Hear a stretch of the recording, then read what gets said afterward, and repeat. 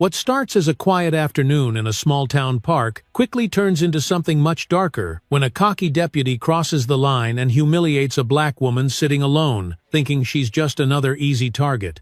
But what he doesn't know is who she really is. See, this isn't just any woman. This is the daughter of the most powerful man in the state. And what happens next?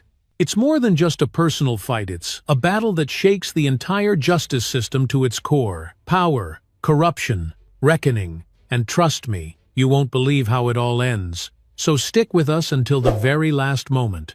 And hey, let us know down in the comments, what time are you watching this, and where are you tuning in from? We'd love to hear from you. You ever have one of those days when everything feels just right? When the air feels softer, the sun feels warmer, and you could swear time itself is slowing down just a little. Like the world's giving you a breather? That's what it felt like that afternoon in Brookhaven, Georgia. A small town most people would drive right through without a second thought. Just another southern dot on the map with old brick buildings, 2 diners that serve the same fried chicken, and a park so quiet you'd think the whole town had fallen asleep. Cedar Grove Park. A place that looked like something off a postcard. Giant oak trees standing like old sentries, their heavy branches dripping with moss. A small man-made lake that sparkled under the afternoon sun. Families sometimes brought their kids here. Couples strolled along the walking path. Joggers circled the edges in slow, lazy loops. But that day, it was mostly empty. Almost too empty. Sitting on one of the old wooden benches near the willow trees was a woman alone, peaceful, and completely unaware that her entire life was about to change in a way she never could have imagined. Her name was Elena Daniels, 33 years old, beautiful, tall, graceful, the kind of beauty that didn't have to try. The kind that made people pause without even realizing why. She wasn't wearing anything fancy, just a soft white blouse tucked into a navy cotton skirt that brushed the tops of her ankles, a pair of simple flats on her feet. Her dark curls were pulled back into a low twist at the nape of her neck. No makeup, no jewelry, just natural, effortless elegance. To anyone passing by, she might have looked like a tourist, or maybe a school teacher on her day off. No one would have guessed who she really was, the director of civil rights outreach for the Georgia Attorney General's office. A woman who had spent the last decade fighting for justice in rooms most people never get invited into. A woman who had learned how to carry herself with the kind of poise that made lawmakers sit up and listen. But that day, she wasn't working. She wasn't testifying in front of a committee or standing on some stage giving a speech. She was just Elena, sitting quietly on a bench with a worn poetry book in her lap, letting the words of Maya Angelou and Langston Hughes wash over her like sunlight. She'd come to Brookhaven to visit her grandmother. A short weekend trip to breathe, to reset. She hadn't been back here in years. This little park held memories, some sweet, some painful, but mostly it was just quiet, and that's what she needed, just a little quiet. She flipped another page, smiling softly at the familiar verses. Every so often, she'd glance up at the lake, watching the way the sunlight danced on the water. She didn't notice the patrol car parked down the path. She didn't hear the heavy boots crunching along the gravel. Not at first. But when the sound got closer, when the air shifted just a little, something inside her stirred. That quiet little warning bell that women, especially black women, learn to listen for whether they want to or not. She glanced up, and there they were, 2 deputies in uniform. The first one was older, thick in the middle, with a face that looked like it had forgotten how to smile. His name tag read Marks. The second one was younger, maybe fresh out of the academy. His nervous eyes darted around like he already knew this wasn't going to end well. His tag read Turner. They didn't approach like officers checking on a citizen number. They approached like men who'd already made up their minds about who she was, or who they thought she was. Marks was the first to speak, his voice thick with sarcasm. "Well, well, now ain't this a pretty picture?" He sneered, his eyes scanning her like she was something he could put a price on. "That skirt, bet it looks even better from the inside." Elena didn't flinch, not right away. She closed her book calmly, set it beside her on the bench, and turned to face them fully. Her back stayed straight, Her hands rested gently in her lap. "Can I help you, officers?" she asked, her voice steady but cautious. Marks let out a low chuckle, stepping closer like a man who'd done this dance 100 times before. "Just doing our rounds, sweetheart. Sunday patrol, you know how it is." Elena glanced around the park. Empty. Too empty. No joggers. No kids. No witnesses. Just her and them. "Well," she replied, "I'm just sitting here. Reading. Nothing illegal about that, is there?" Marks smirked, leaning in just a little too close. "Depends," he whispered. "You got any ID on you? Or are you just out here loitering?" Elena arched an eyebrow, refusing to move. "In a public park?" she asked. "Seriously?" Turner shifted on his feet, looking down at the ground like he wanted to disappear. But Marks wasn't done. He took another step forward, close enough now that Elena could smell the coffee and chewing tobacco on his breath. "Gotta be careful with mouthy ones like you," he said, grinning wider. "Maybe you're hiding something under that fancy little skirt." And before she could even process the words, before she could move or react, Marks did something that would set off a chain reaction neither of them could ever stop. With one quick flick of his baton practiced, Shame-a-Lachey lifted the hem of her skirt. It happened so fast, so casually, like it was some kind of twisted game to him. Elena gasped, yanking the fabric back down with both hands, her face flushing with a mix of shock, rage, and humiliation. Marks laughed. Turner let out a nervous chuckle, looking away like a coward. Elena's hands were shaking, but her spine stayed straight. And in that moment, right there on that old park bench, under the Georgia sun, Elena Daniels decided they had messed with the wrong woman. You could hear the shift in the air, that invisible line crossed. Elena Daniels wasn't some scared girl who was going to cry and run home. That wasn't who she was. Not today. Not ever. She didn't move right away, not out of fear, but because she was measuring the moment, calculating. Years of training had taught her something a man like Deputy Marks would never understand: how to stay calm when your blood is on fire. How to stand when every bone in your body is screaming to fight back. Elena straightened her skirt with slow, deliberate hands. She didn't break eye contact, not once. "What's your badge number?" she asked, her voice low but sharp enough to cut glass. Marks didn't blink. He leaned in, close enough that she could feel his breath on her cheek. "Oh, we've got a little activist on our hands, huh?" he whispered. "You gonna call the news? Call your little social media followers?" But Elena wasn't rattled. She calmly reached for her leather tote sitting on the bench beside her. Smooth, precise, not like someone scrambling, like someone who knew exactly what she was doing. Marks watched her hand move. For the first time, his grin twitched just for a second. Not fear, not yet, but something close. Something that looked a lot like doubt. Elena pulled out her phone, unlocked it with a swipe, and without looking down, pressed one single contact. It rang once, twice, and then someone answered. She didn't shout. She didn't explain. She didn't have to. She just spoke 5 words. "Dad, I need you here." Marks laughed again, louder this time, throwing his head back like he'd just heard the best joke in the world. "Oh, that's cute," he sneered. "Gonna call Daddy to come save you? That how it works for you, sweetheart?" Elena didn't answer. She didn't have to. She just kept the phone pressed to her ear, eyes locked on Marks like he was nothing but background noise. And then, on the other end of the line, came a voice, calm, deep, dangerous. "Elena, tell me where you are, right now." Her jaw clenched. She didn't flinch, didn't move. She didn't even blink. "Cedar Grove Park," she whispered. "2 deputies, Marks and Turner. One of them just assaulted me." The other end of the line went silent for a heartbeat. Then came the words that made the ground itself feel like it shifted beneath her feet. "Stay where you are. Do not engage. I'm on my way." Marks must have sensed something shift because his grin faltered, just for a moment. But like most men who've lived too long thinking they're untouchable, he shook it off quick. "Oh, come on now," he said, crossing his arms like he owned the place. "What? You gonna tell me you're somebody's daughter? What are you, state senator's kid? PTA president?" Elena didn't smile, didn't flinch. "No," she said quietly.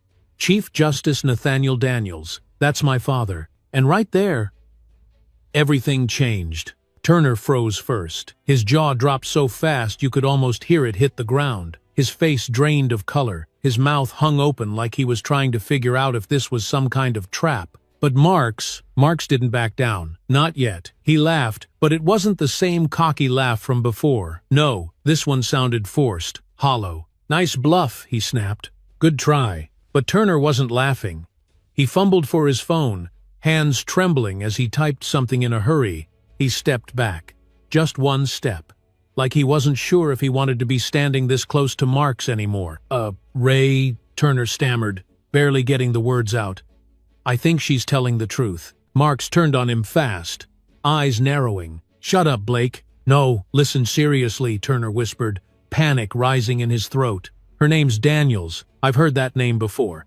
She's the AG's civil rights director, man. That's the Chief Justice's kid," Marks snapped, his whole face twisted as he grabbed Turner by the collar and shoved him back a step. "I said shut up," he hissed through clenched teeth. But it was too late. Off in the distance, you could hear the low, steady hum of engines, tires crunching on gravel, two sleek black SUVs rolling up the path, slow and heavy, like they owned the ground they drove on. Marks straightened his belt, but his swagger was slipping fast. Turner backed up another step, hands shaking like leaves in the wind. The doors opened in unison. First out, Chief Justice Nathaniel Daniels. No robe, no podium, no press cameras. Just a man who looked like the definition of authority. Behind him, two plainclothes officers from the Georgia Bureau of Investigation flanked his sides like shadows. Judge Daniels didn't raise his voice. He didn't need to. His words cut through the air like a razor. "Deputies Marks and Turner, badges." Now, Marks tried to puff up again, but it was pathetic. He glanced around like he was searching for an audience that wasn't there. "You can't just walk up here and—" Judge Daniels took one slow step forward, towering over him by a solid 4 inches. "Try me," the judge growled. The two GBI officers stepped up without hesitation. One of them held out an evidence bag. The other unsnapped his holster, ready for any sudden move. Marks stood there, breathing heavy, like a man trying to figure out if he'd just ruined his whole life in one stupid moment. Turner didn't wait. He ripped off his badge and gun belt so fast he almost dropped them. But Marks stood frozen, until one of the GBI officers leaned in close and said 6 words that hit harder than any punch. "Do you know who you just touched?" Marks swallowed hard. His mouth opened, but no words came out. And in that moment, for the first time since he swaggered into that park, Ray Marks finally realized he was in way over his head. Marks didn't move, not a twitch, not a breath, not even the cocky smirk he'd been wearing just moments earlier. You could feel it, like the air itself had turned to concrete thick, heavy, suffocating. Every second that ticked by stretched longer than the last. And Elena? She stood there, holding her phone like it was armor. Her father, the Chief Justice of Georgia, was still on the other end. She hadn't hung up. She wasn't going to. Because she knew what was coming next would change everything, not just for her, but for this entire town. Judge Daniels didn't ask again. He didn't repeat himself. He didn't need to. That kind of power doesn't have to shout. One of the GBI officers took a step forward.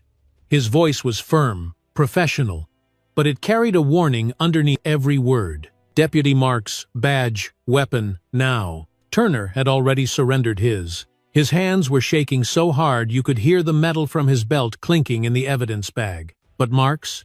He just stood there, staring at the Chief Justice like maybe, just maybe, he could bluff his way out of this. But even a fool knows when the room has turned against him. And this room? This wasn't just a room.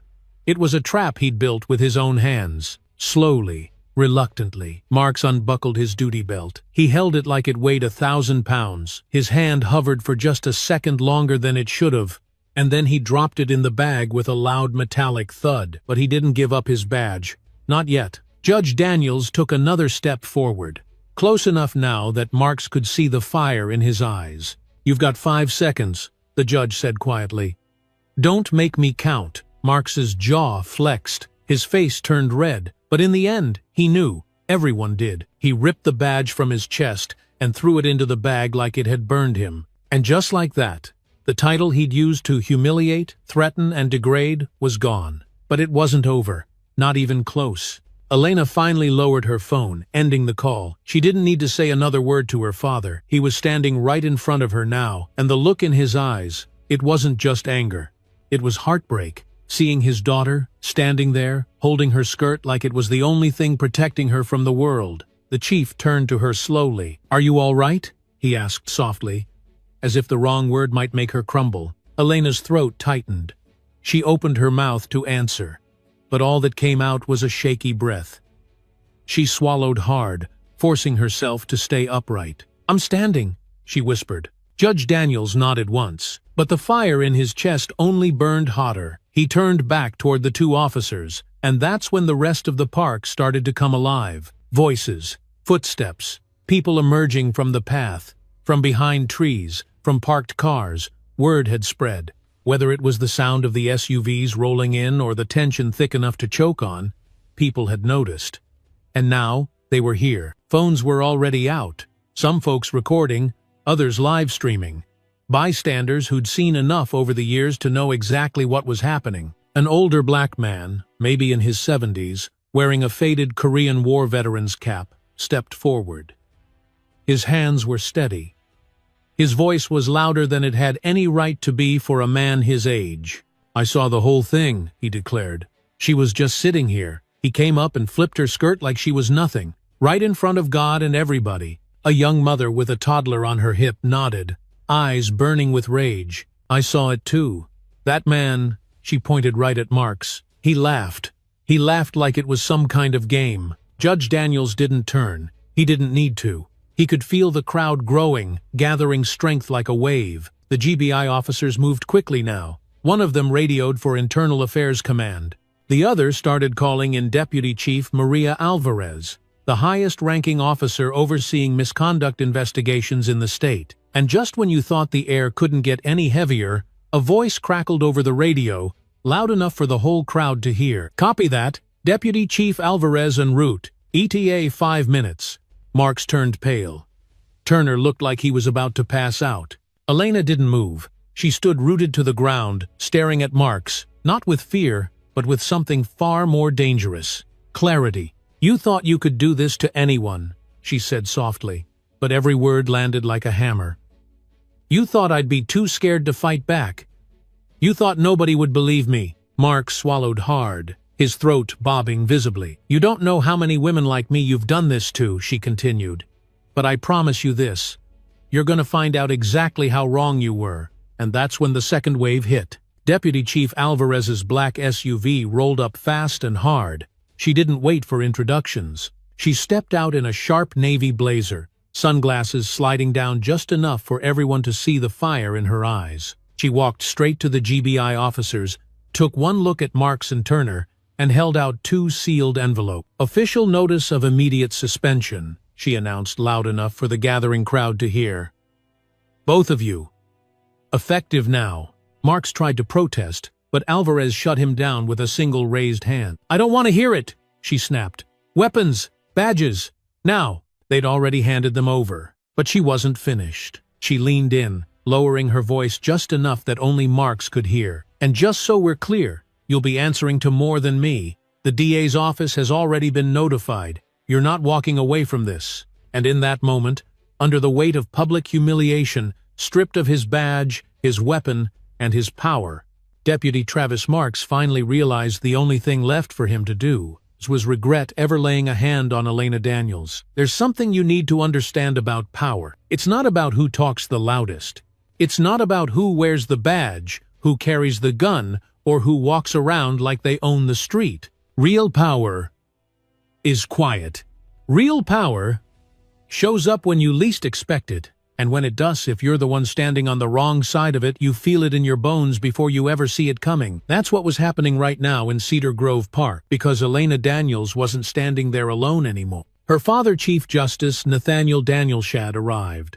Deputy Chief Maria Alvarez had arrived. And the park that had been empty just 20 minutes earlier was filling with people. Older folks, young parents, teenagers with their phones out, live streams already blowing up on social media. The energy in the air? It wasn't just thick, it was electric. And standing dead in the center of it all was Travis Marks, the man who thought he could do whatever he wanted without consequence. He looked smaller now, not physically, but something had drained out of him, the weight of the badge gone, the audience gone. the swagger gone. And that little flicker of doubt Elena had seen earlier? It had bloomed into something bigger now, something closer to fear. Deputy Chief Alvarez didn't stop moving. She pointed toward the unmarked GBI cruiser parked nearby. "Both of you Marks Turner step over there now." Turner obeyed immediately. Head down, shoulders slumped like a rookie who knew his career had just gone up in smoke. But Marks? He hesitated, and right then, the crowd noticed. A ripple of voices rose behind Elena. People whispering. Some recording. Some already narrating what they were seeing. "Look at him. He still thinks he's in control. You'd think he'd know when he's beat." Typical. Alvarez squared her shoulders and stepped even closer to Marks, dropping her voice low enough to cut right through the noise. "Don't make this worse for yourself. You move now, or I put you in cuffs right here in front of all these cameras. Your choice." Marks clenched his jaw so tight you could almost hear his teeth grind. For a second, it looked like he might actually refuse. But the pressure, the weight, the eyes, it was too much. He finally turned, slow and stiff, and walked toward the cruiser like a man headed for the electric chair. The crowd didn't cheer. They didn't clap. They didn't have to. The silence? That was louder than any applause. Judge Daniels finally broke from his spot and walked toward his daughter. Not as a judge, not as a leader, but as a father. "Elena," he whispered, searching her face for something that would tell him she was okay. She nodded once, swallowing the lump in her throat. "I'm still standing," she whispered again, her voice softer this time. The chief reached out, brushing a hand gently over her shoulder like she might shatter if he held on too tight. But Elena wasn't breaking. Not today. Not with all these people watching. Deputy Chief Alvarez turned toward the gathering crowd and raised both hands. "Ladies and gentlemen, please step back. We are conducting an official internal affairs investigation. We ask that you allow us to complete our process without interference." Some in the crowd shifted but didn't move far. Phones stayed up. Voices stayed low. Because everyone knew this wasn't over. And then, as if the universe decided to turn up the volume one more time, a black Lincoln sedan rolled up the path. A state-issued plate on the front. Two men in suits stepping out. The district attorney's office had arrived. You could feel the air tighten again. Deputy Chief Alvarez met them halfway. The three of them spoke in hushed tones for a moment before turning back toward the crowd. The lead prosecutor, Thomas Keller, didn't waste time. "My name is Thomas Keller. I'm with the Georgia District Attorney's Office. I'm here today to confirm that this incident is under review for potential criminal charges." The crowd erupted in whispers. Keller didn't flinch.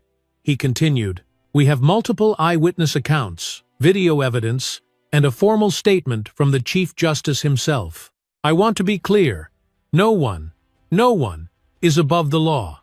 And just like that, the park fell silent again. Marks, standing by the cruiser, tried to speak up. "This is a setup," he barked. "She's making this bigger than it is. She's playing you." But no one listened. Not the officers, not the DA, not the people. Elena finally turned toward him, her voice steady but ice cold. "Don't flatter yourself, Deputy Marks," she said. "You did this all by yourself." Deputy Chief Alvarez nodded toward the GBI officers.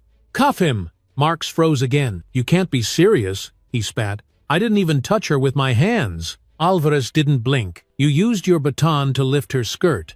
Under Georgia state law, that constitutes sexual harassment and abuse of power. You know that." Marks tried one last time to throw his weight around. "You're ruining my career over some politician's kid playing victim." But then, something happened no one expected. Turner? Deputy Blake Turner. The rookie who'd been standing there in silence, looking like he wanted to melt into the ground. He finally spoke. "She's not playing," Turner said, his voice cracking. "She didn't do anything wrong. And we shouldn't have approached her like that. I knew it. I knew it wasn't right. But I didn't stop it." The crowd turned toward him. Elena's eyes narrowed. And for the first time, Mark spun on his partner like he was about to explode. "Shut your damn mouth, Blake." But Turner didn't stop. "I'm sorry," he said, looking directly at Elena now. "I knew it was wrong. I was scared to speak up. But I'm speaking now." Deputy Chief Alvarez nodded toward Turner. "Your cooperation will be noted. But you're not off the hook." She turned back to Marks. "Turn around." And this time, Marks obeyed. The cuffs clicked shut, with a sound that felt like a tidal wave rolling through the park. For the first time in his life, Travis Marks wasn't the one giving orders. He wasn't the one holding the power, and standing just a few feet away, Elena Daniels watched it all unfold.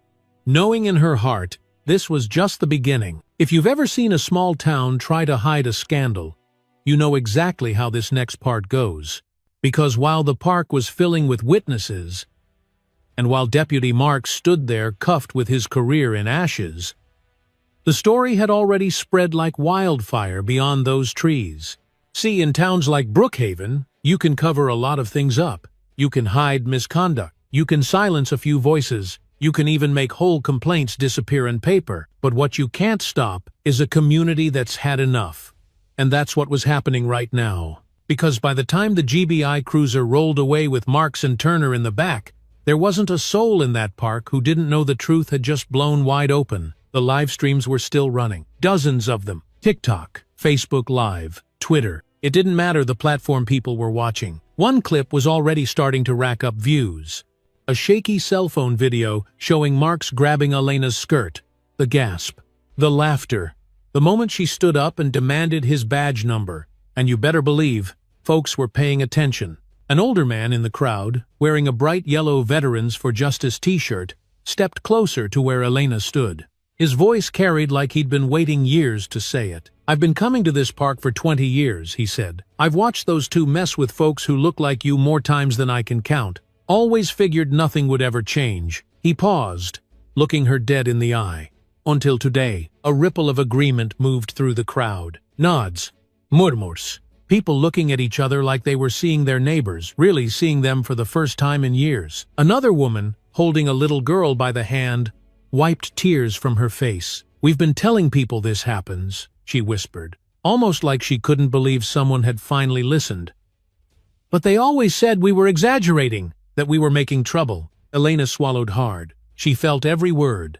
Because this wasn't new to her, not by a long shot. She knew the stories. She'd heard them in boardrooms, at church picnics, whispered over coffee by women too scared to speak louder than a breath. But seeing those faces now, hearing those voices in the open, it did something to her. It lit a fire she didn't even realize had started burning. Deputy Chief Alvarez turned to face the crowd again, raising her voice just enough to carry. "We're asking anyone who witnessed today's events to come forward. We need your statements. Your voices matter." At first, there was hesitation. That's how it always starts. But then, that same veteran in the yellow shirt stepped forward. "I'll give my statement," he said loud enough for everyone to hear. And that was it. The dam broke. One by one, people started stepping forward. Older women clutching handbags. Young men with their arms crossed but their jaws set tight. Mothers. Fathers. Neighbors. I saw the whole thing. I was recording when they walked up to her. My son was playing over there, he heard it all. It wasn't just a couple of people anymore. It was dozens. And the line kept growing. Elena watched it happen like she was outside of her own body, like she was watching history unfold from a distance. Judge Daniels stood quietly beside her. He didn't say much. He didn't need to, because this moment, this wasn't his. This was hers. The DA's team started organizing witness interviews right there on the spot. Not tomorrow, not next week, now. And the media? They weren't far behind. 3 local news vans had already pulled up at the park entrance. Reporters climbed out with cameras and microphones, hustling toward the growing crowd. Elena's phone started vibrating in her pocket again. Texts, missed calls, notifications. She didn't check them. Not yet, because standing just a few steps away was a woman in her 60s, silver hair pulled back in a tight bun, a floral Sunday dress swaying in the breeze. She didn't say a word at first. She just stepped closer, placed a gentle hand on Elena's arm, and whispered something that would stay with her forever. "You've done what the rest of us have been too tired, too scared to do. You stood still, and you made them face it." Elena felt the tears burn behind her eyes, but she didn't let them fall. Not yet. Not here, because the work wasn't finished. As the crowd grew, so did the pressure. The local police union released a statement just hours later. "We stand by the process. We support our officers. We expect full investigations before rushing to judgment." It sounded polished, safe, like they'd practiced it 1,000 times. But what they didn't realize was that the story had already outgrown them, because this wasn't just about 2 cops anymore. It wasn't just about Marks and Turner. It wasn't even just about Elena. It was about everybody who'd ever been told to sit down and shut up. About every voice that had been silenced. Every woman who'd walked away from a moment like this feeling invisible. Elena looked around that park at all the people still standing there, refusing to leave. And she knew something for sure now. This wasn't just a bad day. It was a turning point. And the people who thought they could cover it up, control the story, bury the truth, they had no idea. The story was just getting started. By the next morning, Brookhaven was buzzing in a way it hadn't in decades. What started as whispers the night before had turned into headlines. The footage of Deputy Marks lifting Elena's skirt had made it from cell phones in the park to every major news outlet in the state. Local channels, regional reporters, and even a few national blogs had picked it up overnight. People in coffee shops were talking. Folks at gas stations were watching the clips on their phones. It was everywhere. But in the middle of all the noise, the town itself felt like it was holding its breath. Because if you knew Brookhaven, you knew this place had a way of swallowing scandals before they could grow teeth. Whispers about misconduct? Covered. Stories of harassment? Buried. Complaints? Lost in the shuffle of paperwork. It had happened before, and if the city's leadership had their way, it would have happened again. Behind closed doors, the police union was already drafting their defense. Their language? Predictable. Due process. Unproven allegations. A rush to judgment. They'd used those lines before, and normally, they worked. Normally, folks would look the other way. The public would lose interest. The news cycle would move on, but not this time, because what they didn't count on was Elena Daniels refusing to disappear. While officials scrambled to get ahead of the story, Elena spent the morning at Empower Forward, the nonprofit she co-founded years ago. She wasn't hiding. She wasn't running. She was preparing. The team there had already fielded dozens of calls overnight. Women sharing their own stories. Former officers leaking information. Community members asking how they could help. The phone didn't stop ringing. And Elena, she sat in the middle of it all, listening to every word, reading every message. One call stuck with her. A young woman, voice trembling. She didn't give her name, but her story? It was almost identical to Elena's place to Bry. She had filed a complaint against Deputy Marks 3 years earlier after an aggressive search during a traffic stop, but nothing had happened. No follow-up, no investigation, just silence. Elena leaned forward in her chair, pressing the phone tighter to her ear. "You're not crazy," she whispered. "And you're not alone." The young woman broke down in tears on the other end. And when the call ended, Elena knew this wasn't an isolated moment. This was a pattern. And Marks wasn't the only one. Over the next few hours, more women called in. Some came in person. All of them carried the same look, exhausted, scared, but desperate to finally speak. Elena wrote down every word, every date, every detail. Meanwhile, over at City Hall, Mayor Grant, who had built his entire career on keeping the town's image clean, was sweating. He called an emergency meeting with the chief of police, the city attorney, and the president of the police union. Behind those closed doors, they weren't talking about accountability. They were talking about containment. "What's our liability here?" the mayor asked, his voice sharp. The city attorney didn't answer right away. Finally, the chief of police, Walter Riley, a man who'd worn the badge for over 30 years, spoke up. "Depends on how far this goes," he said quietly. "If it stops with Marks, we take the hit, spin it as a one-off, and move on. And if it doesn't," the mayor pressed. Riley didn't blink. "Then we've got a department-wide crisis." The room went silent, because deep down they all knew. Marks wasn't alone. He was just the one who finally got caught on camera. Back at Empower Forward, Elena sat with her team, staring at the growing stack of statements from women who had come forward in just 24 hours. She knew the weight of what they were holding. It wasn't just paper, it was evidence, and it was getting bigger by the hour. That evening, the district attorney's office called Elena directly. They'd reviewed the footage, they'd collected witness statements, and they were ready to move forward with formal charges. But they warned her this wouldn't be easy. The DA's investigator, Thomas Keller, laid it out plain. "Marks is just the beginning," he told her. "If you push this, you're going to war with the system." Elena didn't hesitate. "Good," she replied. "I'm ready." And just like that, the line was drawn. By nightfall, the story had gone national. Major news outlets were picking it up. The footage was replaying on every cable news loop. Commentators were already arguing about what it all meant. Some called Elena a hero. Others accused her of exaggerating. Some claimed she was using her father's title to make noise. But Elena didn't care about the headlines, because she knew what this really was. It was a reckoning. And it wasn't just for her. It was for every woman who had ever been told to sit down, stay quiet, and take it. That night, as the city buzzed with rumors, opinions, and fear, Elena stood in her kitchen, staring out the window at the darkened street. Her phone buzzed again. Another message. Another woman coming forward. She closed her eyes, took a deep breath, and whispered to herself, "They started this, but I'm going to finish it." By sunrise the next day, the headlines had shifted from shock to evidence. Because now, it wasn't just about what happened to Elena Daniels in Cedar Grove Park. It was about the mountain of complaints that had somehow gone untouched for years. Deputy Chief Maria Alvarez had stayed up most of the night with her team, digging through internal files, reviewing officer records, cross-checking every incident connected to the name Travis Marks. And what they found was worse than anyone expected. Pages and pages of prior complaints. Some 5, 6, even 7 years old. Women.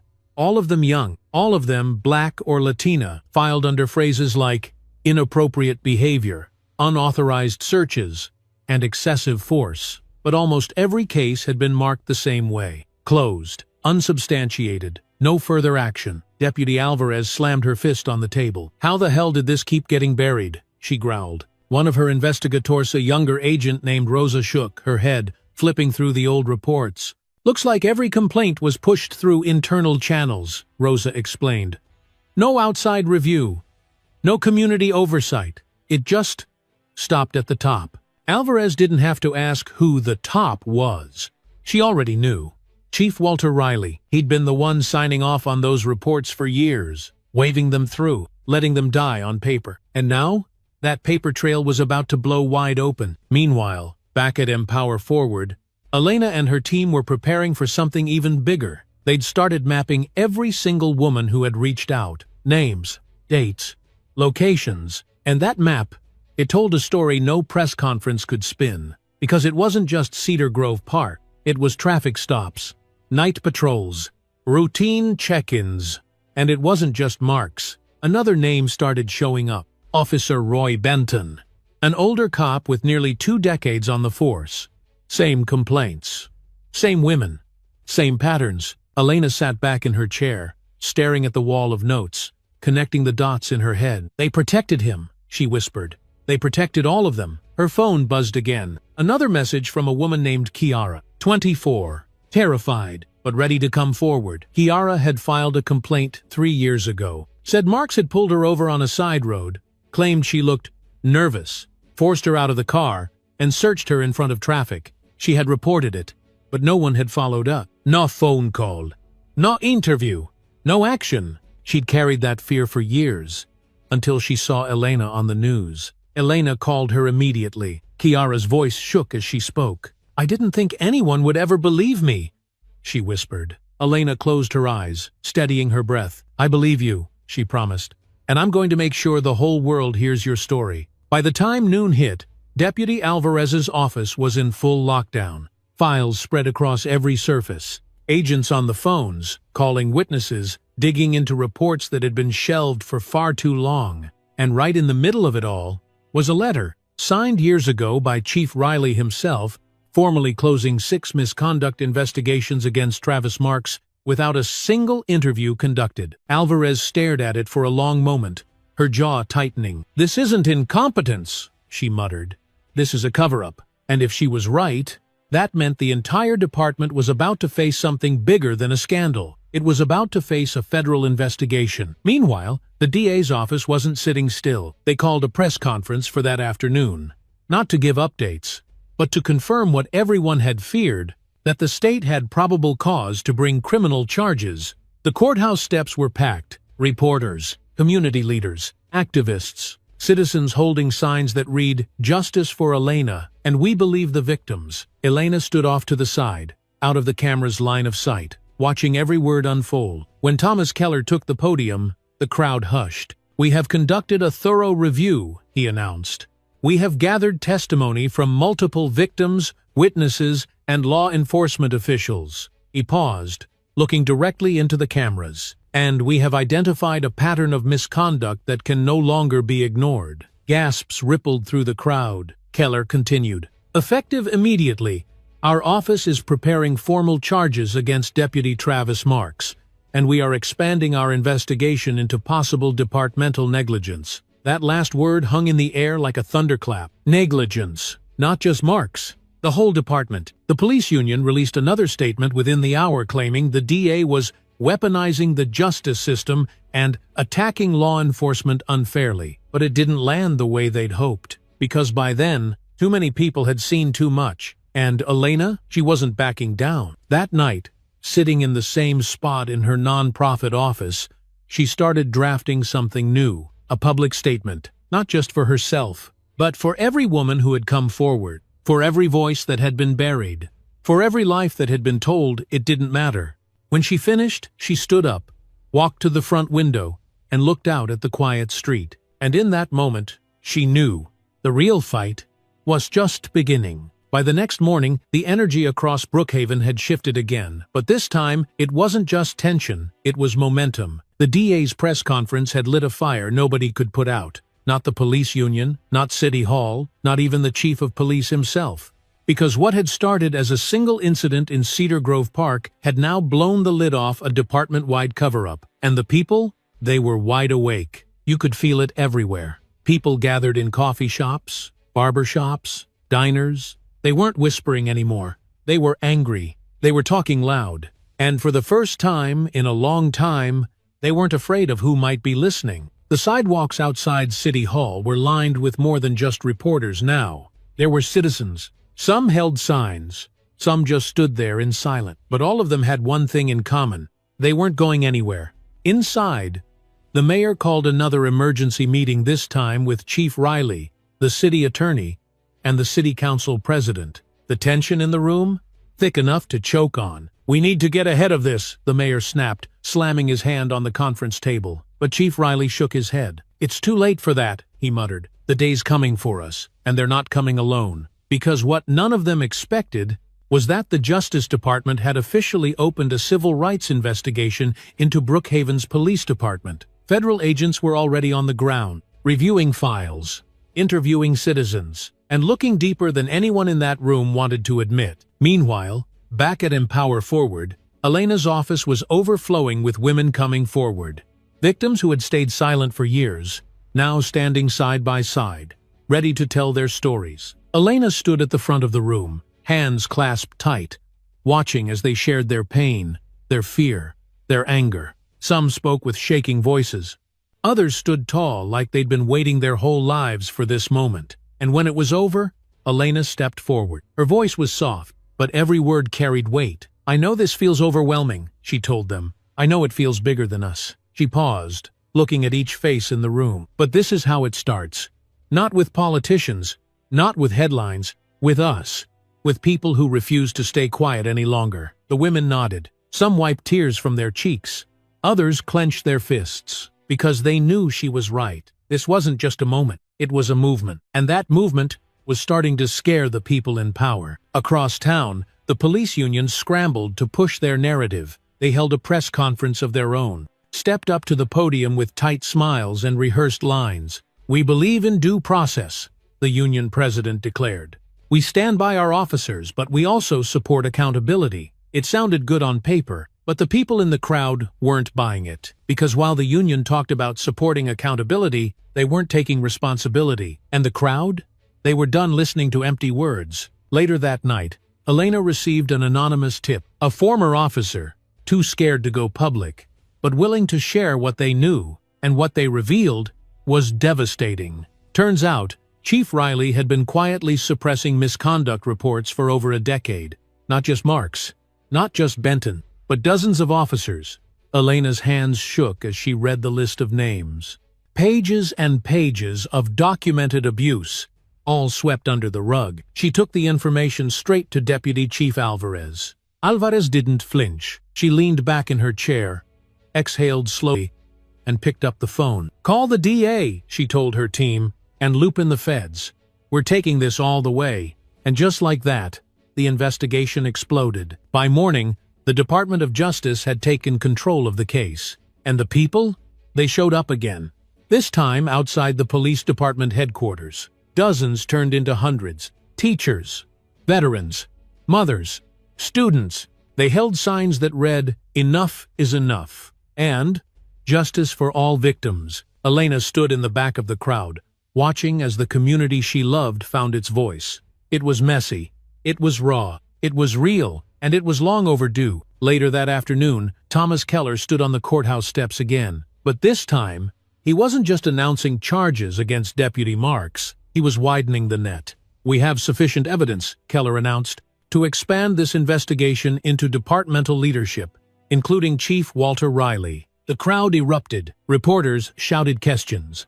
The police union scrambled to push back. City Hall went into full-blown panic mode. And Elena? She stood there, holding her breath, knowing this was bigger than anything she'd ever imagined. Because now, the system itself was on trial, and the people who once thought they were untouchable, they were finally being forced to face the one thing they'd spent years trying to avoid: accountability. The courthouse had never seen anything like it. People packed the steps outside. People packed the hallway inside. And by the time the courtroom doors finally opened, every seat was full. It wasn't just reporters and legal teams anymore. It wasn't just city officials or law enforcement representatives. It was citizens. Ordinary people. Folks who had lived in Brookhaven their whole lives. Some of them showing up for the first time, to see with their own eyes what accountability really looked like. Elena Daniels sat quietly in the second row. Her father, Chief Justice Nathaniel Daniels, wasn't presiding over this case.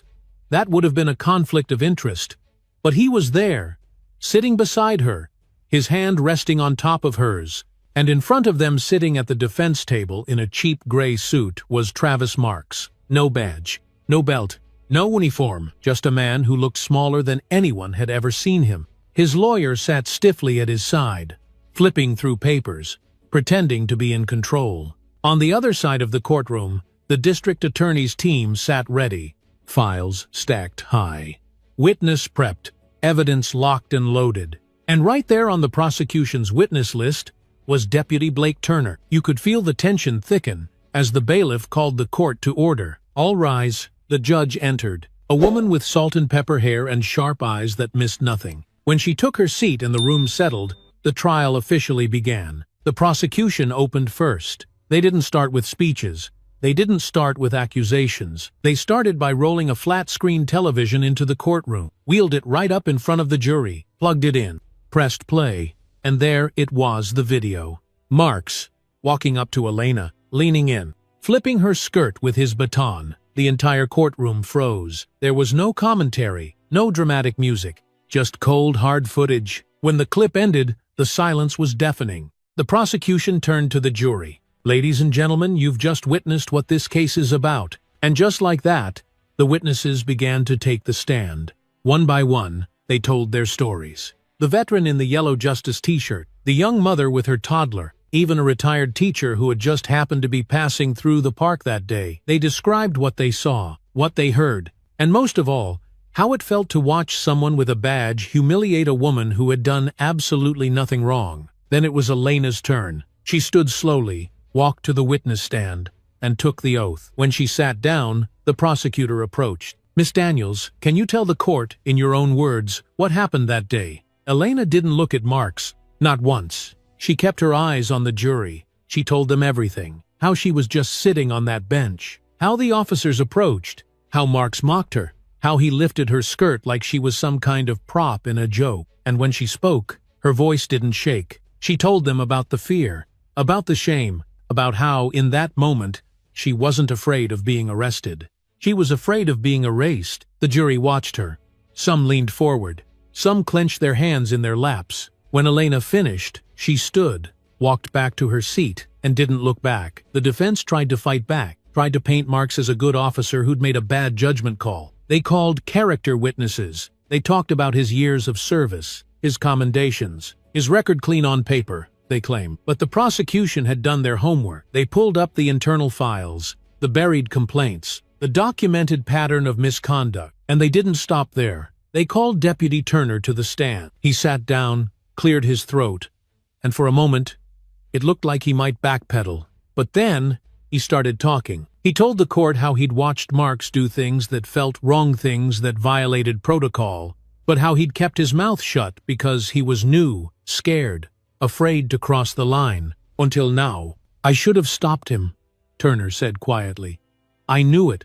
I just didn't. The defense tried to shake him, tried to make him second-guess himself. But Turner didn't waver, and when he stepped down, the prosecution rested their case. For 3 more days, the trial stretched on. Legal arguments, expert testimonies, witness after witness. And the city? It held its breath. Finally, after 9 long hours of deliberation, the jury returned. No one moved, no one breathed. The 4 persons stood. We find the defendant, Travis Marks, guilty on all charges. The courtroom didn't erupt.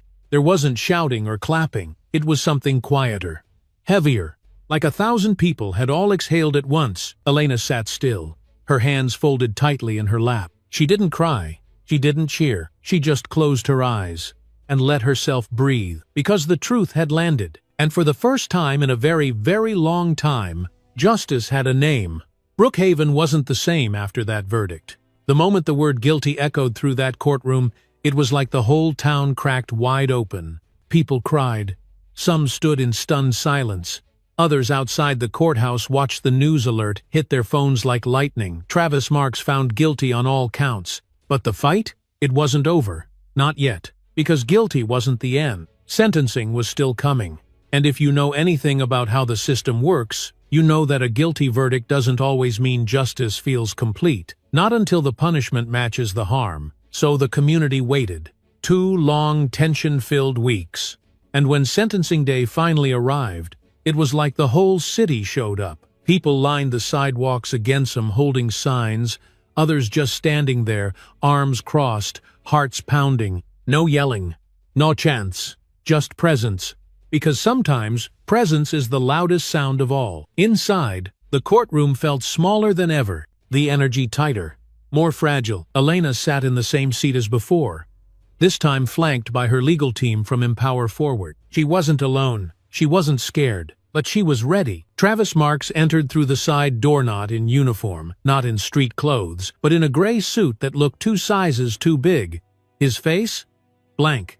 He didn't make eye contact with anyone, especially not Elena. The judge took the bench, robe flowing behind her like a dark curtain dropping on the last act of a play. She wasted no time. Before announcing the sentence, she gave both sides a chance to speak. First, the prosecution. Thomas Keller stood tall, his voice steady as ever. Your Honor, he began, we've heard the testimonies, we've seen the evidence, and we've felt the impact this man's actions have had not just on Miss Daniels, but on this entire community. He paused, glancing toward Elena, then back at the judge. This wasn't a mistake.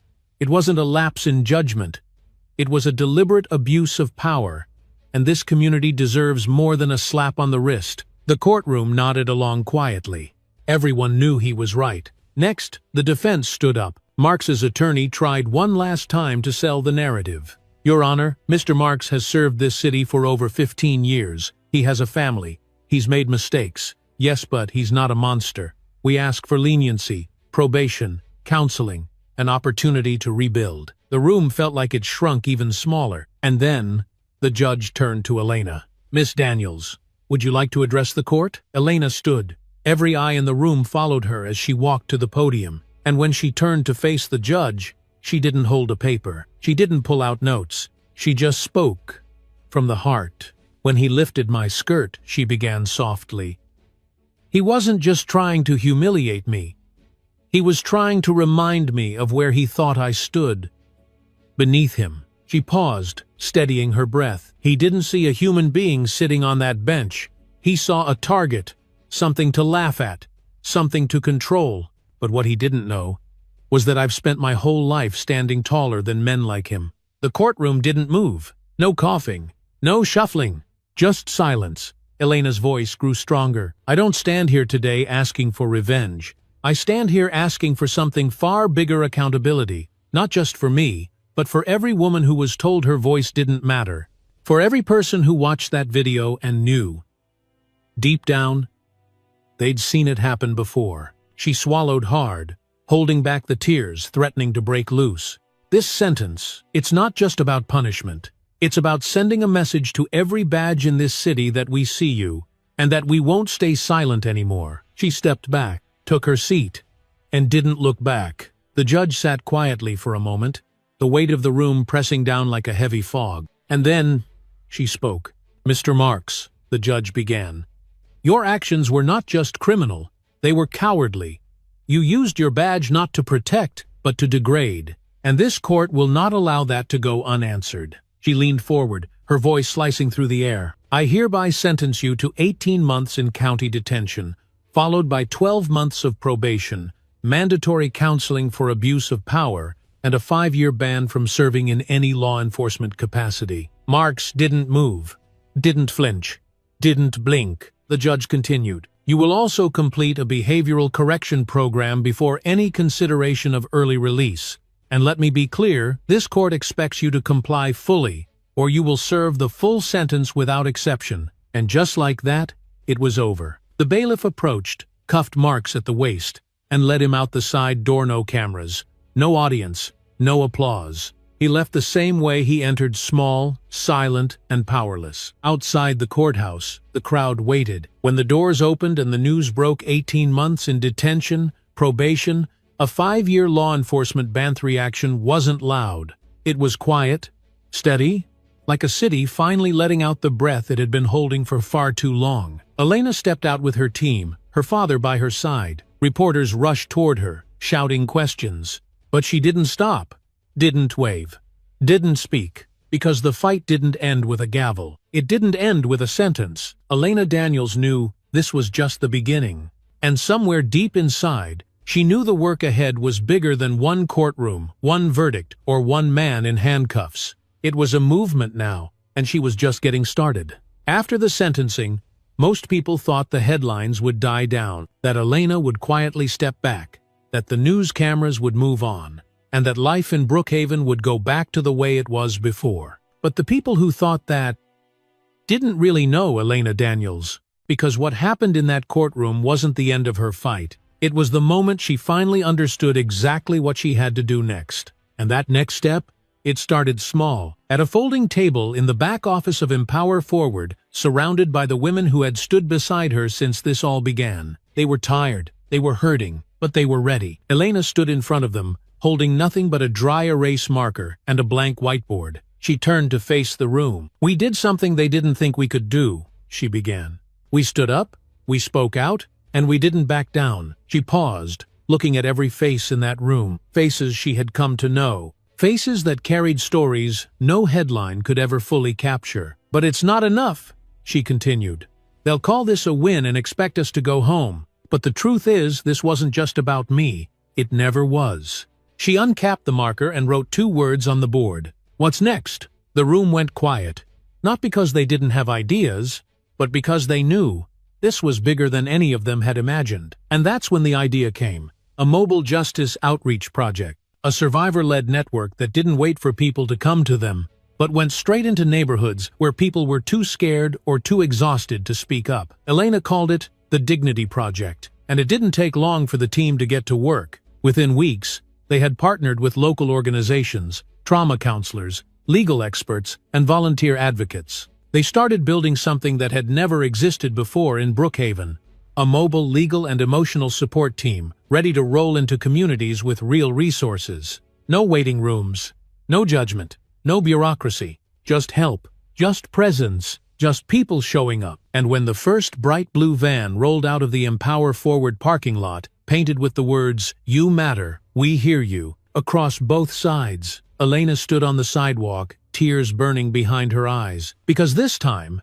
they weren't just reacting to what had happened to her. They were building something that could help prevent it from happening to anyone else. The van's first stop? A block party in one of Brookhaven's most overlooked neighborhoods, South Side Terrace. It wasn't fancy, just a few folding tables, bottled water, and people who had heard the stories and wanted to know if anyone really cared enough to come to them. And there, In the middle of it all was Elena, not giving speeches, not standing on a stage, but sitting on the curb with a group of teenage girls, laughing, listening, and answering every single question they threw her way. One of them, barely 16, looked at her with wide, serious eyes. "Miss Elena, are you famous now?" Elena smiled softly, shaking her head. "No, baby," she said quietly.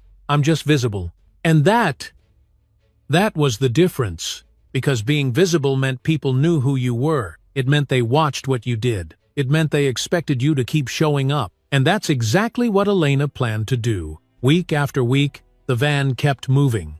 Different neighborhoods, different cities, different stories. And every time they stopped, more and more people showed up. People who had never trusted anyone in power to listen to them before. But Elena wasn't there to take credit. She was there to build bridges. And little by little, it started to work. One evening, after a long day in the field, Elena returned to the office to find a small envelope taped to the door. No name, no return address. Inside was a single sheet of paper. It read, "Because of you, my daughter told me what happened to her.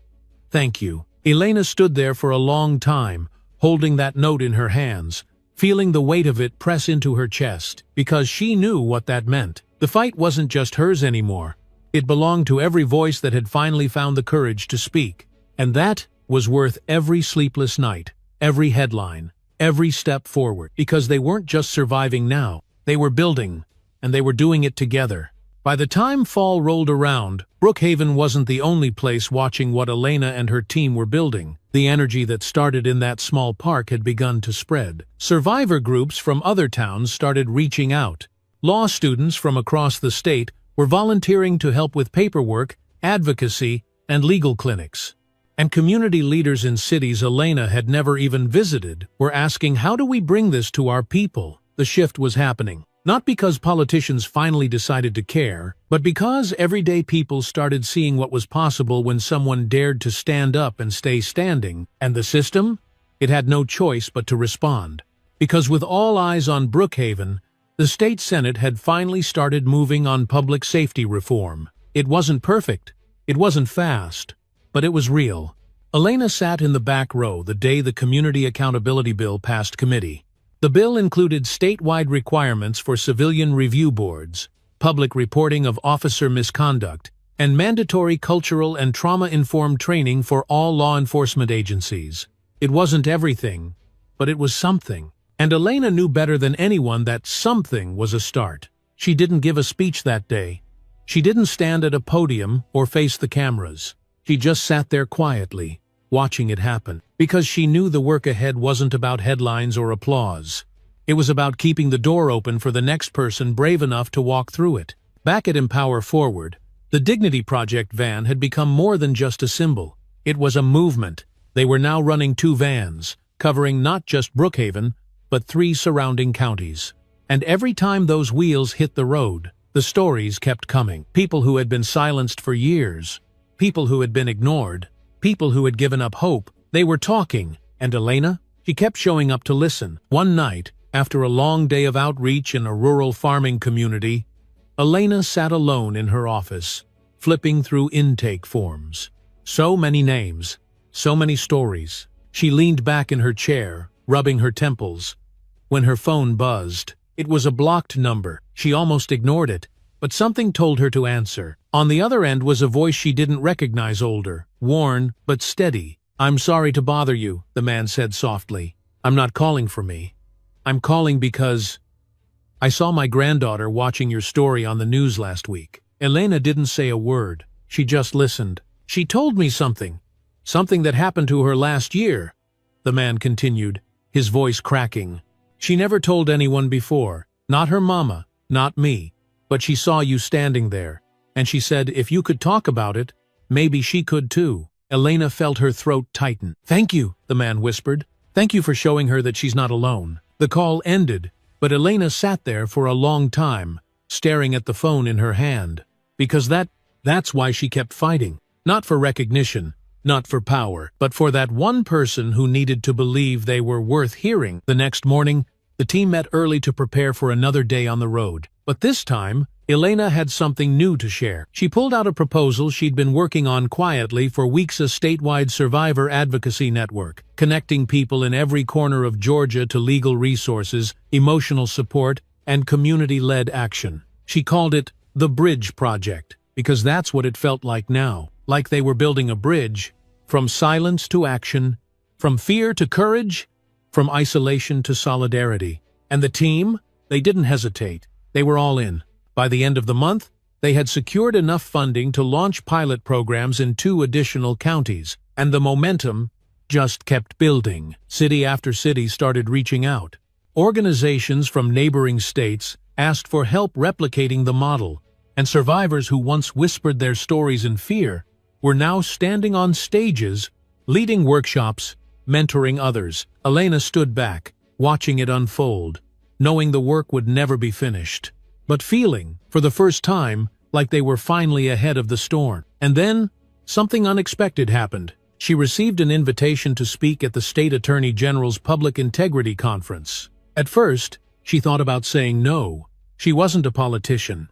She wasn't looking for the spotlight. But as she sat with her team, flipping through another stack of survivor stories, she knew she couldn't stay silent. So she said yes. And when she took that stage, weeks later, in front of lawmakers, prosecutors, police chiefs, and advocates, she didn't sugarcoat a thing. She looked them all dead in the eye and said, "Accountability isn't punishment. It's the bare minimum." The room went still. Some shifted uncomfortably in their seats. Others leaned forward like they'd been waiting their whole lives to hear someone say it. And Elena kept going. The people we serve don't need more committees. They need action. They need protection. They need someone to show up not just when it's politically convenient, but when it's hard. When it costs something. Her voice didn't shake. Not once. And when she finished, the room erupted in a standing ovation. But Elena? She didn't stand there to soak it in. She didn't wait for the handshakes or the applause. She walked off that stage, head held high, ready to get back to work. Because she knew something they didn't. The real victory wasn't what happened in that conference hall. It was what happened next. It's funny how life circles back when you least expect it. 6 months after the trial, after the headlines started to fade, and the cameras packed up and moved on to the next big story, Elena found herself standing once again in the same place where it all began, Cedar Grove Park. No press, no crowd, no police cruisers, just a cool autumn breeze whispering through the trees.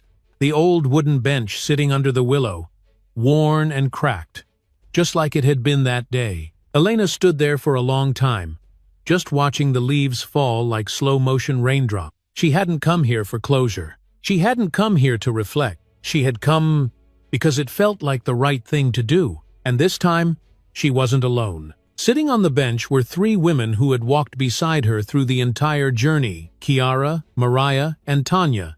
3 women who had once felt powerless. 3 women who had once believed their stories didn't matter. Now, they were leaders in their own right, running local survivor groups, helping women in their own neighborhoods, carrying the torch Elena had helped light. They looked up as she approached, smiling softly, waving her over. Elena sat down between them, letting the quiet fill the air. For a while, they didn't say much. They didn't need to, but then Kiara pulled out a small, beat-up notebook. "We've been working on something," she said, flipping through the pages, writing down everything we've learned, everything we've survived, everything we're building. Mariah smiled and added, "It's not for a speech, not for the news. It's just for us. And the ones who come after." Tanya leaned in, pointing to one of the pages. "We wrote this together," she said, "and we wanted to read it with you." Elena nodded, her throat tightening as Kiara began to read. "They thought we were too broken to speak. Turns out, we were just too powerful to silence." The words hung in the air like a prayer. Elena didn't speak right away. She just closed her eyes and let the truth of it settle deep in her bones. Because they were right. This was bigger than her now. It always had been. Later that night, back at the office, Elena found another letter waiting for her. No name, no address, just 2 words, scrawled in shaky handwriting. "I see you." She smiled, folding it gently and tucking it beside the others she'd collected over the past year. Because while the world kept spinning, Elena knew her work was far from over. The Bridge Project had expanded to 5 counties now. New teams were being trained. New leaders were stepping up. And more importantly, People were telling their stories without shame. Schools had started hosting listening sessions. Churches were opening their doors for survivor-led workshops. Even local law enforcement agencies, some of the very same ones that had once turned a blind eye, were requesting training and reform consultations from Elena's team. Not because they had to, because they wanted to. And that was progress. One evening, as Elena walked past City Hall, she noticed a new mural painted on the side of a building. Bright colors, bold lines, and at the center, a woman standing tall, fist raised, eyes forward. Beneath it, the words, "Dignity, Justice, Elena." She stood there for a long time, not saying a word, not needing to, because that mural wasn't about fame. It wasn't about recognition. It was about the movement, the women, the voices, the change. And as she turned to leave, a little girl standing nearby tugged on her mother's sleeve and pointed at the mural. "Mama, that's her," the girl whispered. Elena turned, locked eyes with the child, and smiled. "No, baby," she whispered softly. "That's all of us." And deep down, she knew it was true, because the fight for dignity and justice doesn't belong to one person. It belongs to everyone brave enough to keep going. And that's exactly what Elena Daniels planned to do. Sometimes life puts us in moments we never asked for, moments that test who we are when no one's watching. And if there's one thing we can take from Elena's story, it's this. Our silence doesn't protect us, it protects the problem. What happened to her could have stayed another quiet injustice, swept under the rug like so many before. But she stood her ground, not because she felt strong, but because she knew someone had to. And here's the truth. Standing up doesn't always mean raising your voice in front of a crowd. Sometimes it means believing the person sitting next to you. Sometimes it means teaching your grandchild what dignity really looks like, or showing up for someone who's too scared to stand alone. You don't have to march in the streets to make a difference. You make a difference every time you choose courage over comfort, every time you choose to listen, to believe, to care. So wherever you are today, remember, it's never too late to be part of the change. Because change doesn't start out there somewhere, it starts with us. And if this story touched your heart, please take a moment to like this video, subscribe to the channel, and share it with someone you care about. Your voice helps these stories reach even further.